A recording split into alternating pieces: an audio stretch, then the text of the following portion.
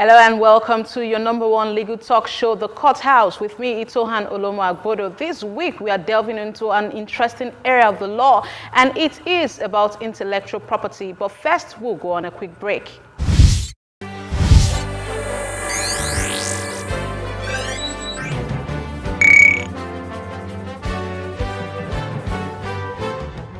If we have to give you anything, then we have to give you everything. Love Plus Channel 465 is simply the best.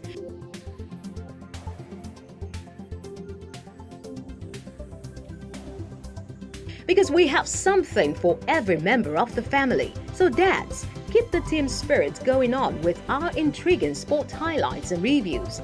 And moms, cooking is never boring when you have our intriguing drama series. And for all your lovely kids, just sit and enjoy. This, and oh this. I told you, we have something for everyone. Because we are indeed all about you. So keep it locked on Love Plus Channel 465 on Star Times.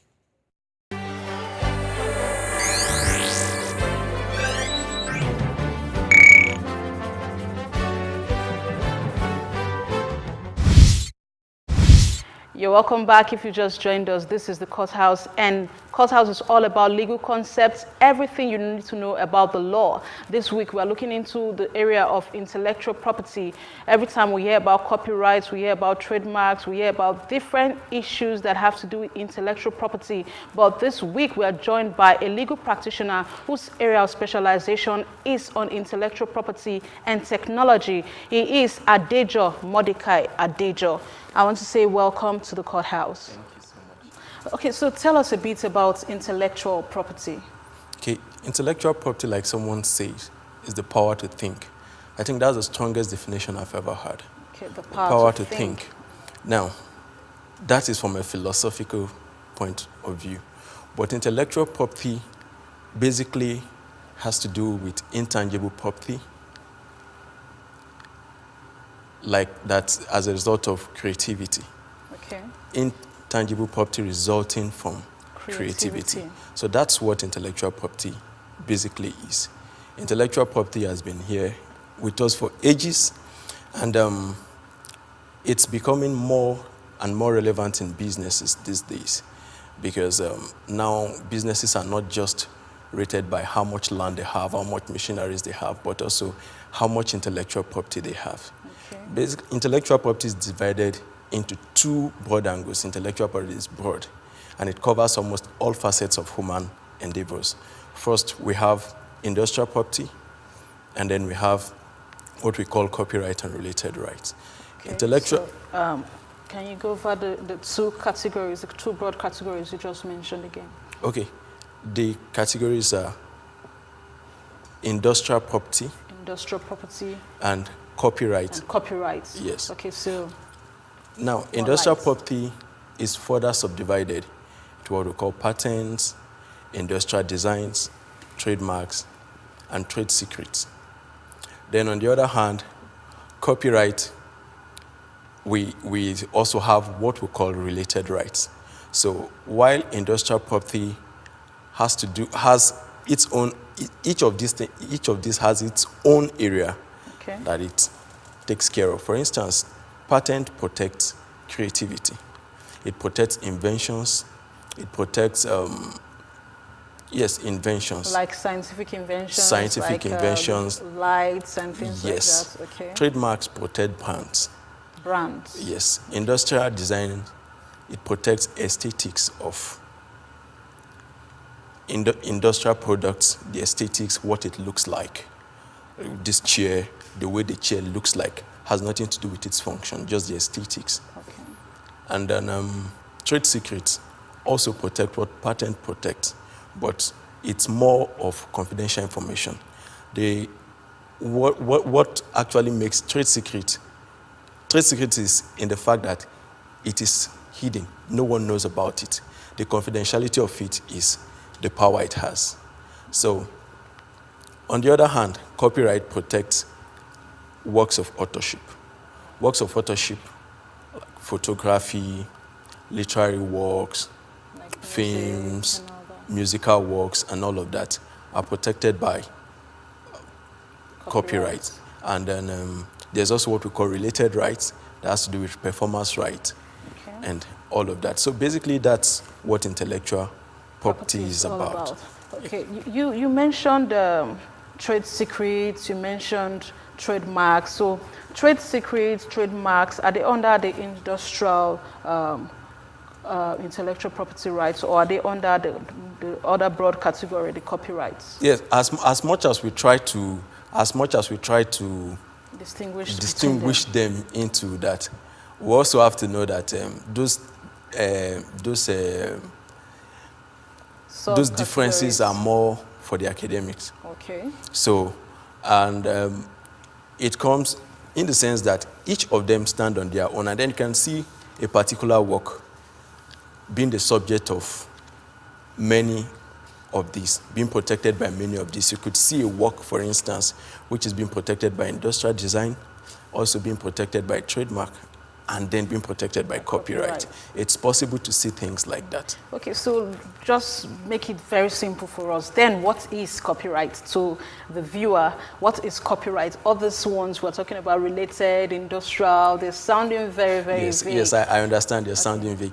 And copyright, I remember back then when we hear copyright, it's like when someone copies someone's work.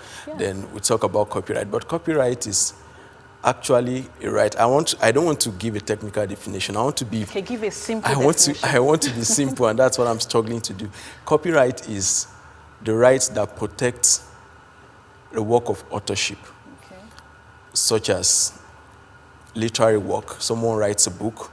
Someone writes a poem. Someone writes Someone writes a music. Someone makes a film.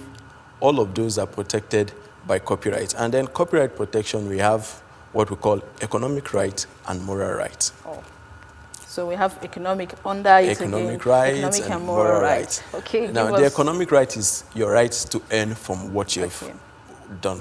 So the right to sell this your war, money rights. Your money rights, yes. Okay, the moral rights. The moral right is the right to be called the owner of this thing. So if I have done this thing, at least nobody else should go out there and then be claiming this thing belongs to him. I should be called the owner. Okay. And also, if I've done something, someone should not be allowed to use the work in a way that I do not agree with. For instance, if I hold a particular political view or I hold a particular religious view, someone should not be allowed to use my work in such a way that goes against what I stand for. Okay. So that is what is moral right. Moral right is still divided into right of paternity and right of integrity. Okay. Paternity is that right to be called the owner of it. It is your work.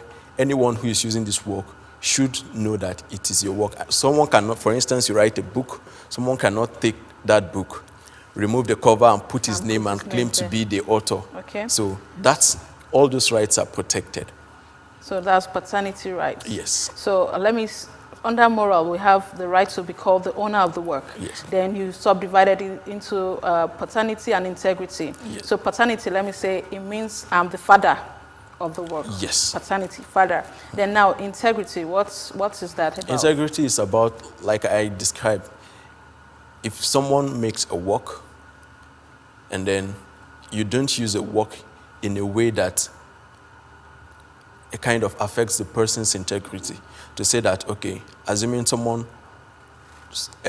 writes a book or someone authors a poem, you don't use that poem, or someone writes a play, you don't use it in a way that goes against what the person stands for. Okay. So a person who holds a political view or holds a religious view or holds a socio-cultural view on something, if you're using his work in a way that goes against that view, then you are breaching his right to integrity. And so when someone authors a work, copyright law provides that person with the right to ensure that no one uses his work in a way that's against what he stands for. Quite interesting. We've been having a very interesting conversation with Adejo Mordecai Adejo, and he's been talking about intellectual property, looking basically at copyright. He subdivided it into several categories, but we know that copyright also has the economic and moral rights. Economic right to earn from what you have created, and the moral rights, the right to be called the owner, and he further subdivided it into other categories. But we have to go on a break. We'll be right back. Copyright protection issues from the Copyright Act. This allows the copyright owner exclusive rights to their creations. Other people cannot create derivative works, reuse, distribute, or reproduce the protected property in any way without permission from the copyright holder. There are limits to copyright protection. First, it protects only the specific expression of the subject matter, not the ideas behind it. Second, it does not protect against works that are clear parodies of the copyrighted work. Third, there is a legal defense against copyright called fair use, which allows small clips or copyrighted works to be used for reference, review, scholarship, or the like. Finally, copyright does not protect single phrases, trade names, or slogans. For this reason, many copyright owners choose to trademark important aspects of their work to prevent abuse. Like a trademark, copyright protection is automatic and kicks in the moment you create a work of authorship. Also, like a trademark, copyright protection can be registered with the government to provide additional, more solid protection. The process of registration is entirely different, however.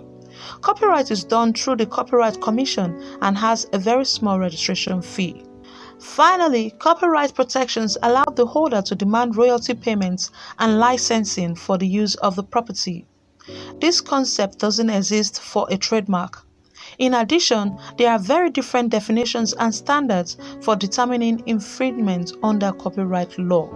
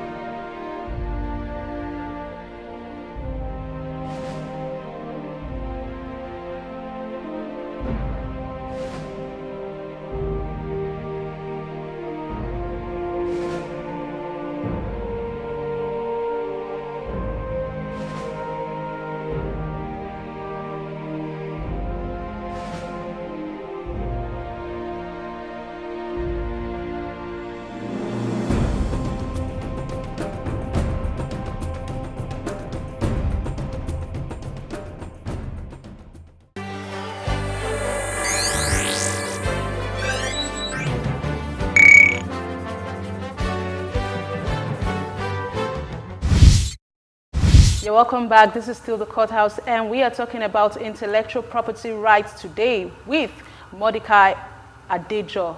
And he's been talking about the various categories of intellectual property, focusing on copyright. So I'm going to ask you now, now that you've told us about these different categories, now I want to just know that if I have a book, I have to apply for copyright. Do I have to apply? And if I have to apply, how do I apply? How do I register? Is there registration? Just give us an insight into what to do. Well, copyright protection is automatic. Once you create the work, you automatically get copyright protection. So I don't need to register? So you don't need to register to get protection. Okay. So once you create the work and then it's fixed in a definite medium, whether you write it on paper, you record it on your phone or anywhere, once it is created, it automatically gets copyright protection. But there is a procedure for registration with the Nigerian Copyright Commission, and in other countries. I was going to ask you if there's no need to register, and it's automatically, once I write a music, I write a book, I automatically have the copyright to that intellectual Yes, you work. automatically have. So why is this Copyright Commission in existence if I need not to register? Well, the copyright is in existence for many reasons. Okay. At least it's the one who is leading in policy formulation relating to copyright. But there's that procedure for copyright registration is important for a lot of reasons. Okay. Number one, it helps to keep a directory of works that are being created. So we don't just stay and then we don't know what work has been created and who created it. Also, it's advisable for authors to register their works with the commission for another reason. If you register for evidential value, Okay. assuming there's a case of who is the author of this work, the fact that one person registered it at that place before another person may be evidence to show that, okay, that person is the author of the work. So is it bringing up the principle of first in time takes precedence again? Yes. So also, another reason is it makes it possible, easy for people to be able to get information about the author. For instance, I hear music on radio, I don't know who the author of that work is, and then I will need to use that music as part of probably documentary I'm making, and I want to get information about how I can go get a license from the author to use it. I can just walk up to the Nigerian Copyright Commission, and then checking their directory, I can use the information to contact the author and negotiate. So all of those things are some of the reasons, and many more reasons. So registration is very important, but it is not a condition for protection. Although in some countries like the United States of America, before you can file an action, you have to register. But it is not that registration that gives you the right. It is just a condition precedent. Okay. Yes. So now that you've told us that it has the registration process, the fact of registering a copyright has its own advantages, like evidential value, having it in the directory of the Copyright Commission. So in this part of the world, how do we go about registering a copyright? Oh, well, I always advise people to things like this: contact an IP expert. Okay. But if you don't want to, you can just visit the NCC office and then on your own. you take it up from there. But it's always advisable to visit, to consult a lawyer who is into this and then understands the intricacies and then, yes, to advise you through everything that will be involved. Okay, it's actually good that you pointed it out, because that's the essence of this program. We always advise people at the end of the day to get a lawyer in everything. Even if we have information out there on the internet, we have information on the go now, but you can actually be misled at the end of the day. So apart from telling us to go get a lawyer now, is there any other aspects of copyright, maybe filing an action if I hear that my work was published by someone else? How do I go about it? Well, still consult a lawyer. Yes, well, I'll still say consult a lawyer, because you could see there are many ways that someone's copyright could be infringed on, and then we see it every day.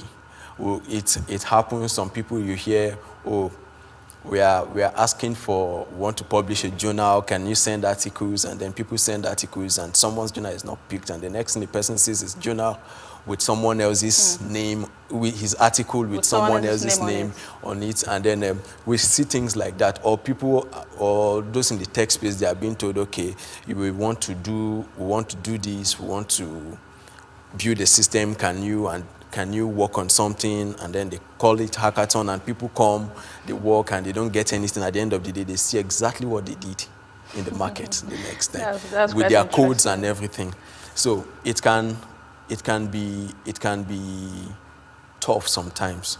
Also, getting evidence and doing a lot of things. There are people who come to meet us sometimes, and as much as their case is good and we sympathize with them, there's almost no evidence, because at that point when they came to us, it was like it's too late. But we advise people to always get a lawyer.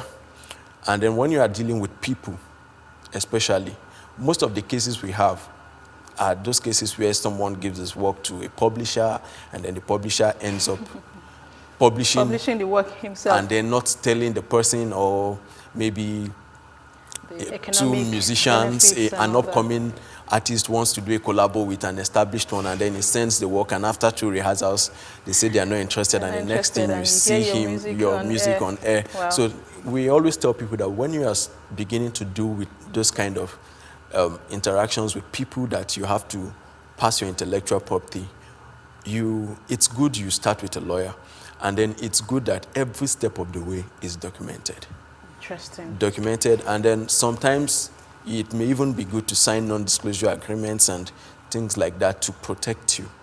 But along the line, you just have to be careful.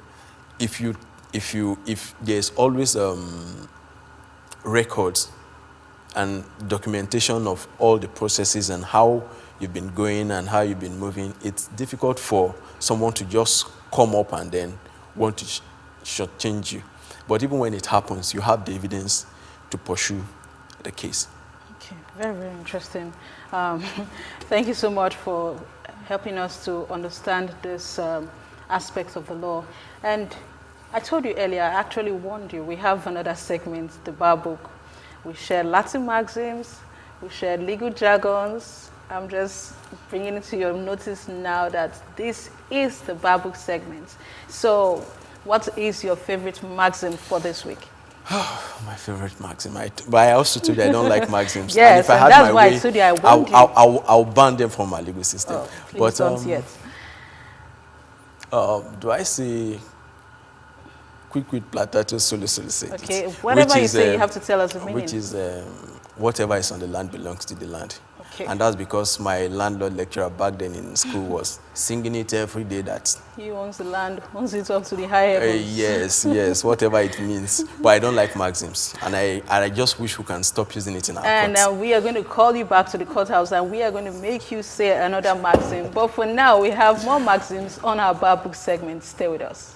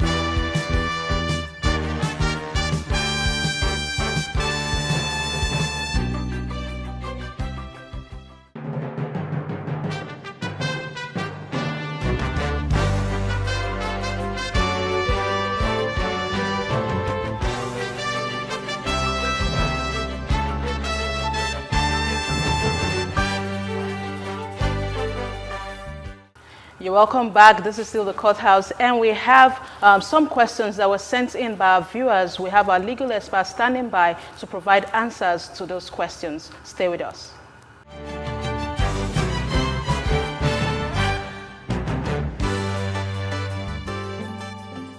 The questionnaire wants to know whether by simply attesting to a document or witnessing to a document, he is bound by the terms of the contract to that document. Now, my simple answer is no. Once you are a witness to any contract or any document, that does not necessarily make you become bound or liable on that document. You are simply someone who can be called to testify, or if I may use plain English, say what you know about the transaction between the person whom you have attested or witnessed for and the other party.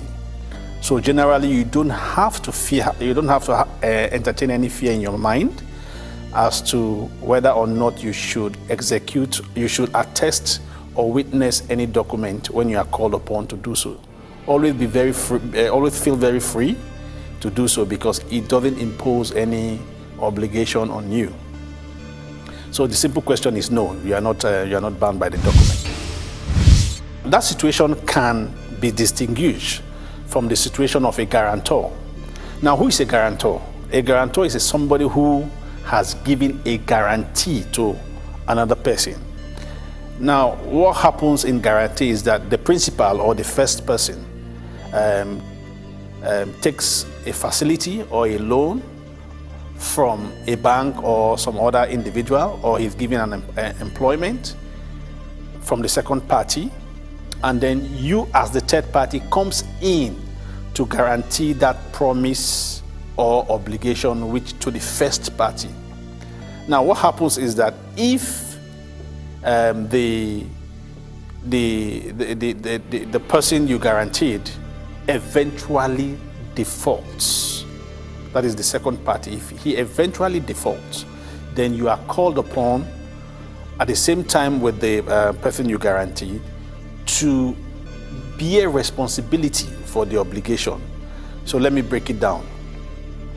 If, for instance, Mr. A collects a loan of 100,000 naira from Prudent Bank, and Mr. B guarantees the loan to Prudent Bank, Mr. A's loan to Prudent Bank. If Mr. A fails to pay Prudent Bank, then Prudent Bank can come against Mr. B, who guaranteed the loan, to recover the 100,000 naira from Mr. B, who has given that guarantee. So yes, a guarantor is liable to the same extent as the person he suretyed or guaranteed. And that situation is completely different from the first case we considered, which was the case of a person who merely attests to or witnesses.